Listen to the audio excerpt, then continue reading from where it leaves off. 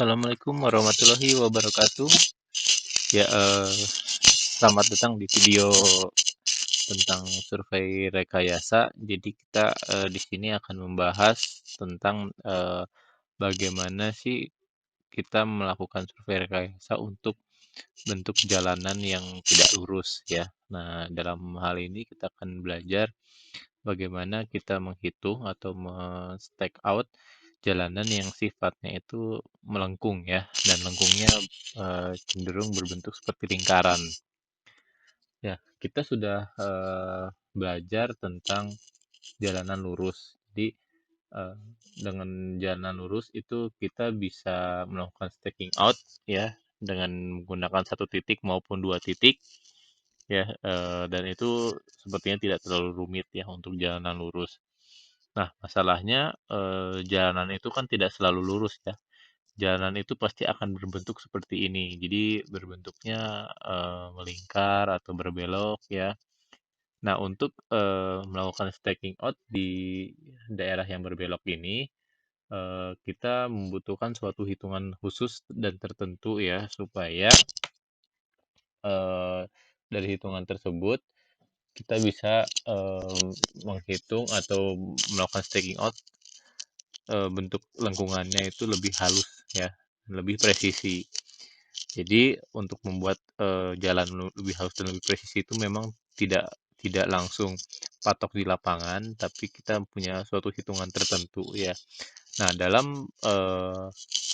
dalam video ini kita akan belajar bagaimana cara menghitung unsur-unsur yang ada dalam staking out bentuk lengkungan seperti ini gitu ya. Jadi busur lingkaran atau kita bicara nanti jalan yang berbentuk belokan bentuk seperti lingkaran ya, bertujuan untuk menggabungkan dua arah jalan yang berpotongan. Nanti kita akan berbicara maksudnya apa, agar perpindahan dari arah satu ke arah yang lain berjalan mulus. Perpotongan tersebut dibentuk menjadi busur lingkaran dengan jari-jari yang seragam. Jadi kalau kita bicara lingkaran, tentu kita berbicara adalah suatu bangun ya, bangun datar yang memang memiliki jari-jari yang sama untuk setiap sisinya. Nah, itulah prinsip dari lingkaran. Beda halnya dengan elips ya. Kalau elips kan setiap sisinya tidak sama jari-jarinya. Nah, kalau lingkaran sama.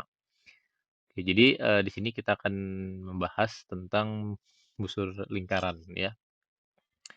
Oke, nah bisa dilihat di video ini ada foto dari ya sebenarnya gambar dari paper seorang.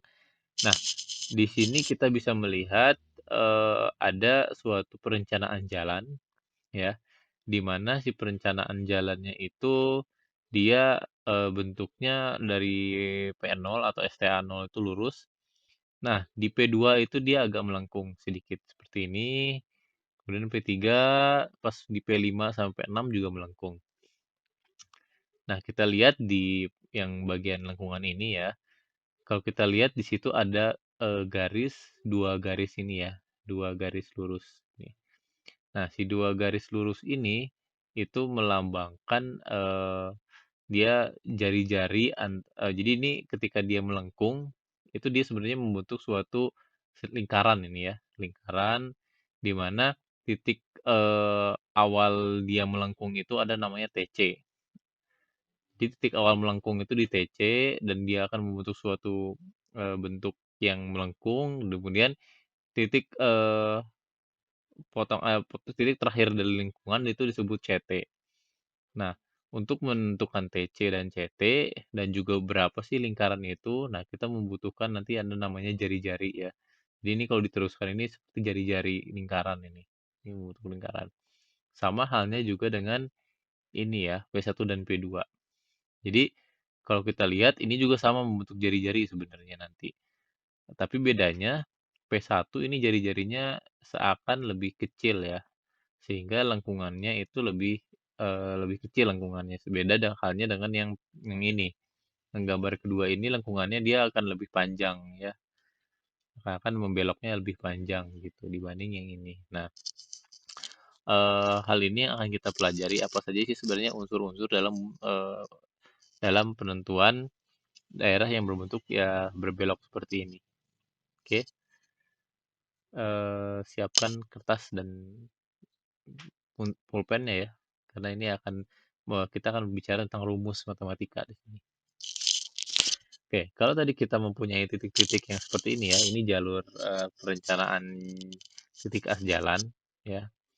Kemudian kita lihat bahwa titik yang tiga ini membentuk arahnya ke arah atas ya. Kemudian dilengkungkan dan kita ke arah bawah.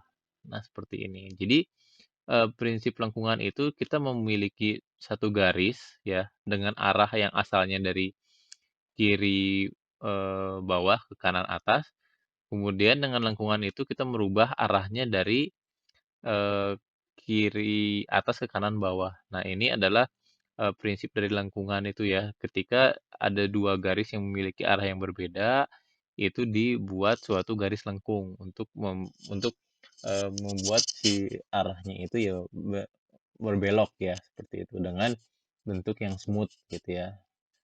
Nah, jadi arah yang pertama itu biasanya disebut tangan satu. Jadi tangan satu itu merupakan arah pertama ya, arah datang, dan arah ketika setelah berbeloknya disebut tangan dua. Nah, gitu. Jadi sebenarnya prinsipnya kita mempunyai dua tangan ya ketika kita berbicara arah lingkaran ini ya, belokan untuk lingkaran ini sebenarnya kita eh, si lingkaran ini tujuannya adalah untuk menghubungkan antara dua arah. Jadi arah tangan satu dan arah tangan dua. Jadi kita lihat si tangan satu itu dia mempunyai sudut sendiri dan tangan dua juga mempunyai sudut sendiri. Ya, oke. Kita lanjut. Nah, jadi kalau kita gambarkan lagi, jadi ini arah tangan satu ya. Kalau dia kita tarik azimutnya ke arah utara, ini tangan satu tuh arah utara, dia arahnya ke sini ya. Ini dia bentuknya lancip. Sedangkan tangan dua kalau kita buat azimut bentuknya akan lebih tumpul ya atau lebih dari 90 derajat. Nah, jadi ada tangan satu dengan azimutnya yang kurang dari 90 derajat ya, dan tangan dua itu lebih dari 90 derajat. Jadi ada yang namanya delta ukuran tangan ya, sudut atau delta C. Jadi delta C itu nanti adalah selisih antara tangan dua dan tangan satu. Nah, delta C ini nanti akan kita kita hitung ya, dan juga nanti rumusnya ya delta C adalah tangan dua dikurangi tangan satu. Oke.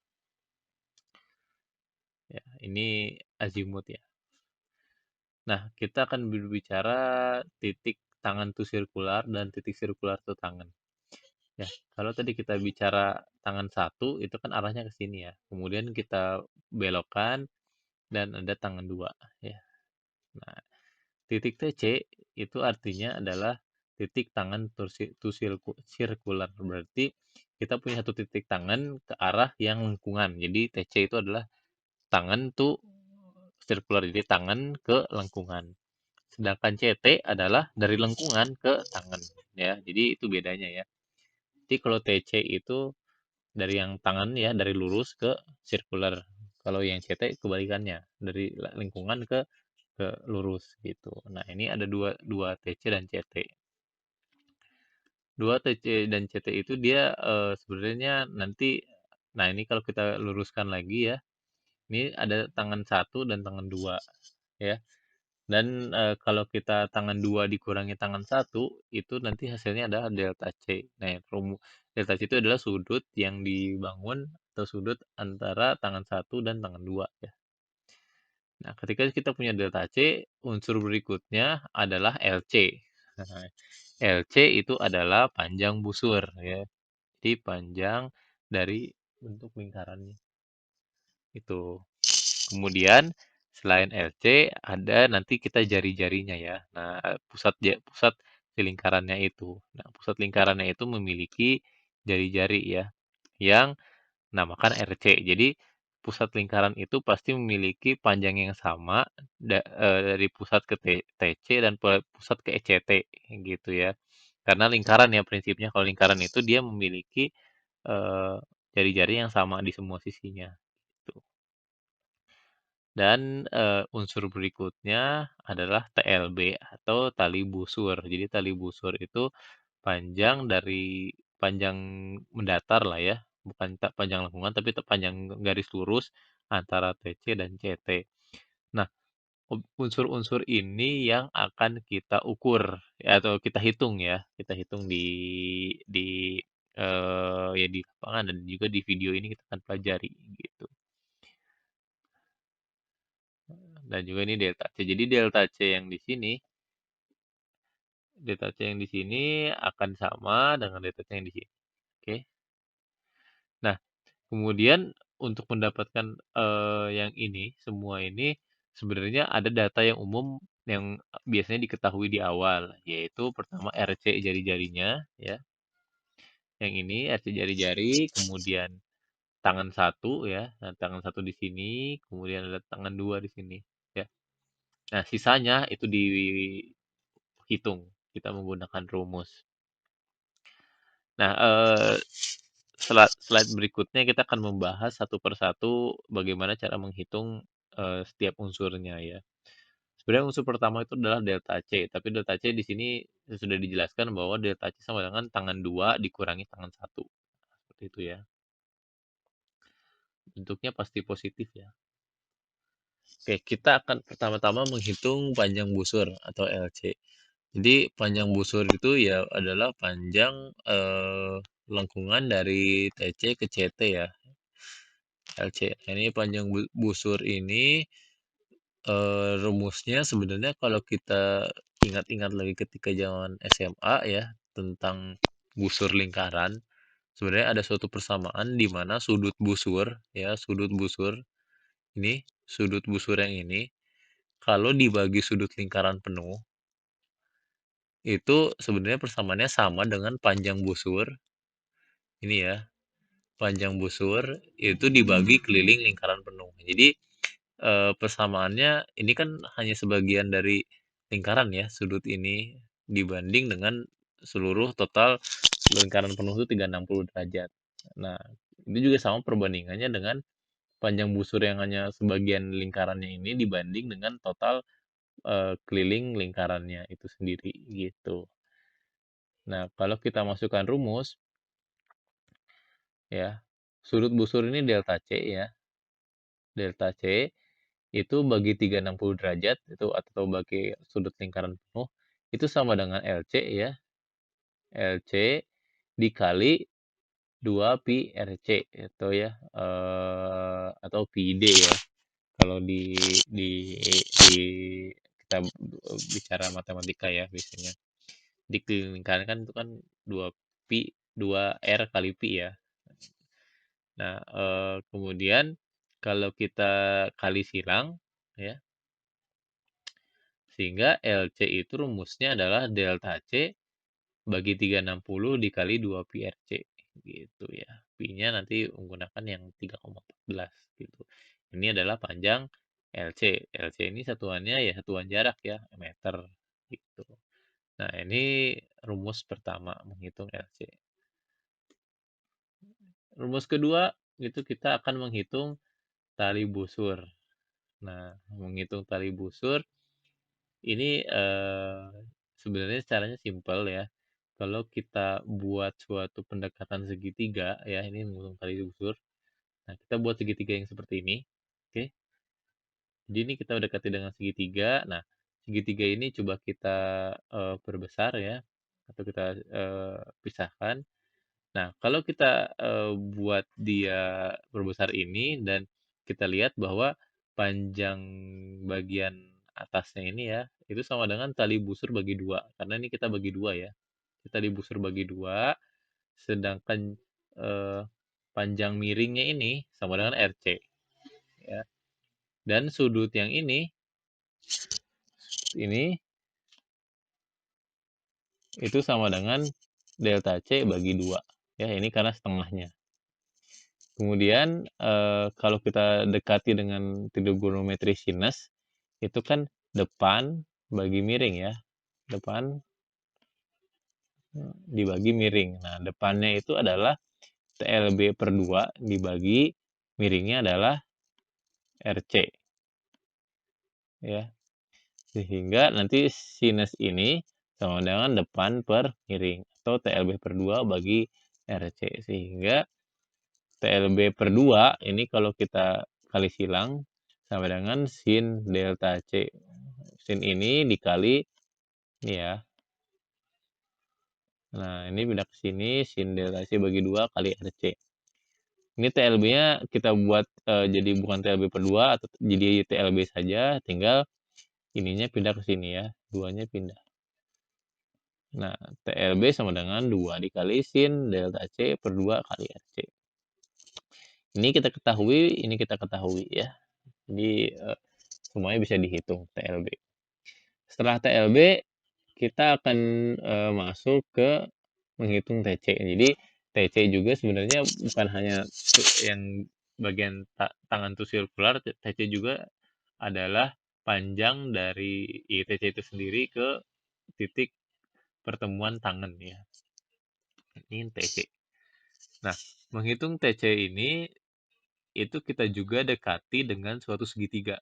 Segitiganya yang lebih besar dibanding sebelumnya. Nah, kalau kita buat segitiga seperti ini, ya, kita kita bayangkan segitiga seperti ini, sehingga kalau kita buat segitiganya kita pisahkan, maka si TC ini, si bagian ini itu sama dengan TC yang bagian ini ya.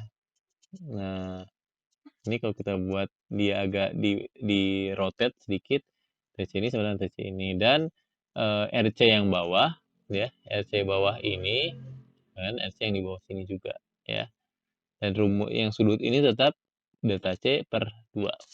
Nah, kita punya sudut, kita punya jarak depan dan jarak samping ya. Kalau jarak depan dan jarak samping itu kita punya pendekatannya adalah tangan pasti. Tangan delta C per 2 sama dengan TC bagi RC atau depan bagi samping. Jadi TC-nya sendiri sama dengan tangan delta C per 2 dikali RC. Ya, sederhana ya sebenarnya. Kelihatannya rumit tapi sebenarnya sederhana. Oke, hitungan terakhir menghitung EC. Nah, EC ini apa? Jadi EC itu adalah jarak, nah ini ya, jarak dari busur yang paling, ya kelihatannya paling atas ya, ke jarak pertemuannya, titik pertemuan. Nah, ini juga penting dihitung EC. Nah, ini EC ya. Nah, untuk menghitung EC, itu sama ya, prinsipnya kita melakukan pendekatan juga segitiga seperti ini. Oke. Nah, kalau kita lihat, ini segitiganya ya, kita rotate lagi. Nah, RC ini adalah bagian bawah. Ya. RC ini sama dengan RC yang ini. Ya. Dan juga untuk bagian yang ini, bagian yang panjang ini, itu sama dengan bagian yang panjang ini. Ya, sehingga bagian panjang ini kan sebenarnya adalah panjang jari-jari atau RC. Ini kan jari-jari ke sini sama ya. Jari-jari ke sini sama. Bentar, saya hapus dulu. Ini jari-jari ke sini sama RC ditambah EC ya. Karena rumus seperti ini. RC tambah ini. Kan bisa jadi seperti ini. Ini RC-nya, ini tambah EC-nya. Sehingga kalau kita punya sudut delta C per 2, kita punya miring samping, kita punya miring, kita menggunakannya adalah cos. Ya, jadi cos delta C per 2 sama dengan RC dibagi RC tambah EC, ini garis miringnya. Kemudian kita kali silang ke atas, ini pindah ke bawah. RC plus EC sama dengan RC bagi cos delta C per 2. Sehingga untuk EC-nya sendiri, rumusnya ini. RC per cos delta C per 2 dikurangi RC. Ya, jadi itu adalah unsur-unsur dari penentu untuk membuat unsur lingkaran ini ya. Jadi kalau kita review bahwa yang diketahui umumnya adalah tangan 1, tangan 2, dan RC. Dan yang dihitung adalah delta C ya, tadi rumusnya tangan 2 min tangan 1, kemudian LC, TLB, TC, dan EC. Nah, jadi 5 hal ini harus dihitung ya dari data yang sudah diketahui di atas. Nah, kemudian ini slide terakhir adalah soal yang harus dikerjakan ya. Jadi, diketahui arah tangan 1 sama dengan 60 derajat dan arah tangan 2 ada 120 derajat. Nah, dibuat lengkungan lingkaran dengan jari-jari 800 meter. Nah, tugasnya adalah hitung unsur-unsur lengkungan lingkaran yang ini ya, yang 5 ini. Hitung kelima-limanya dari dan arah arah, si tangan satu tangan 2 itu sebenarnya dari arah barat daya ke arah tenggara nanti ujungnya, gitu ya. Nanti tinggal digambarkan dan juga, nah ini, gambarkan lengkungan tersebut pada skala 1:5000. Nah, caranya menggambar gimana? Selama kita bisa dapat kelima parameter ini, ya, nanti kelima parameter ini, nanti ya kelima parameter ini kita bisa menggambar lengkungannya, ya. Nanti jadi kalau kita punya paling gampang ini kita tentukan dulu titik awalnya, kita tentukan nanti TC-nya, RC-nya berapa, kemudian nanti TC-nya berapa, nanti perpotongannya di mana sehingga kita bisa mendapatkan nanti lengkungannya. Untuk gambar lengkungannya bisa menggunakan jangka ya nanti. Nanti tinggal dibagi skala aja ya, 800 meter itu berapa kalau di petanya untuk skala 1:5000. Ya, mungkin itu saja yang bisa saya sampaikan. Silakan untuk dikerjakan ya soalnya. Eh, Lalu pertanyaannya adalah sebenarnya kalau ini kan masih hitungan, apakah hitungan ini bisa membantu untuk staking out? Di mana kan kita tahu staking out itu adalah bagaimana cara kita untuk mematok koordinat-koordinat di lapangan. Lalu gunanya ini untuk apa gitu ya. Nah, cara untuk melakukan staking out untuk lengkung lingkaran yang ini akan kita pelajari di minggu depan. Oke, jadi intinya tugas sekarang adalah eh, untuk menentukan unsur-unsurnya tersebut. Ya, jika bingung mungkin bisa diulang-ulang lagi videonya atau bisa tanyakan ke saya. Terima kasih semuanya. Assalamualaikum warahmatullahi wabarakatuh.